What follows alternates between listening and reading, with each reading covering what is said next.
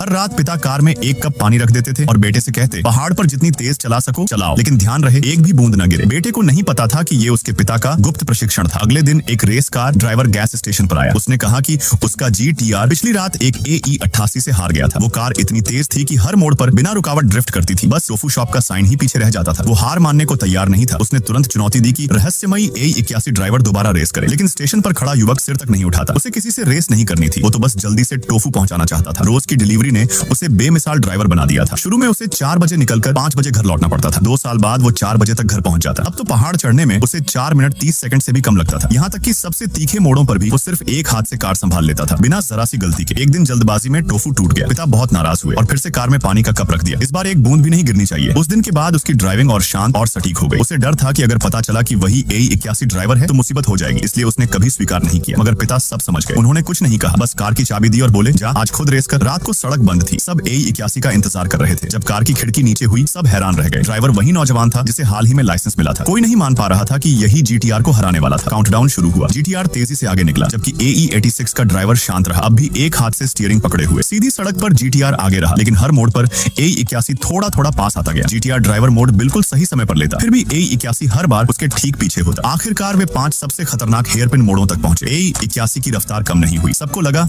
अब कार पहाड़ से गिर जाएगी। अगर GTR बस स्थिर रहता तो जीत उसकी होती। लेकिन तभी टायरों की चीख सुनाई दी। AE 81 ने ड्रेनेज चैनल का इस्तेमाल करते हुए कमाल का ड्रिफ्ट मारा। उसी पल सब समझ गए, रेस खत्म। AE 81 जीत गया। रेस के बाद GTR ड्राइवर ने दोबारा चुनौती दी, लेकिन युवक ने सिर हिलाया। मुझे रेस नहीं करनी, मुझे तो बस टोफू पहुंचाना है। दोस्तों, तुम्हें कौन सी गाड़ी सबसे ज्यादा पसंद है? ये लीजेंडरी AE 81 या दमदार GTR?